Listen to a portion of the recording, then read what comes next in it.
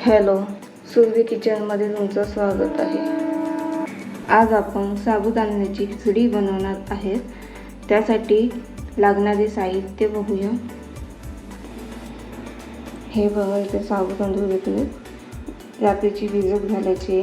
पाणी जास्त नाही टाकायचं। साबुदाणा असतं त्याचे थोडं वरती पाणी ठेवायचं। इथे उकडून बटाटा घेतलेला आहे, शेंगदाण्याचा कूट घेतलेला आहे, मिरची, जिरे, साखर, चवीपुरतं मीठ आणि तूप। आता इथे एक भांडं घेतलेलं आहे, त्याच्यात आपण 2 मोठे चमचे तूप टाकूया। आता इथे तूप गरम झाले, आता आपण जिरे टाकून घेऊ याच्यात। मिरची तुम्ही तुमच्या मनाप्रमाणे टाका, किती तिखट पाहिजे त्याप्रमाणे मिरची टाका। आता आपण बॉईल करून घेतलेला बटाटा तो आपण टाकू याच्यात। तो फ्राय करून घ्यायचा।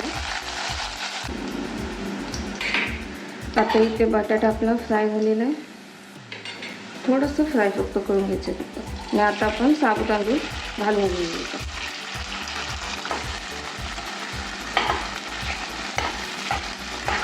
आता हे साबुदाणा आपण चांगले शिजवून घेऊया। आता आपण शेंगदाण्याचा कूट घालून घेऊ याच्यात।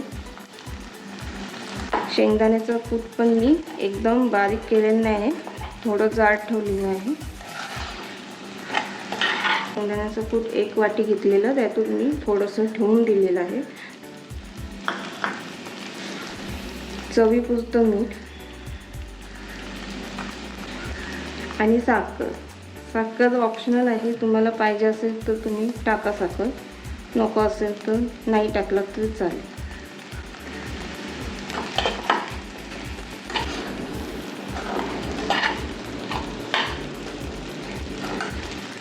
आता आपण 10 मिनिटं शिजवून घेणार आहोत।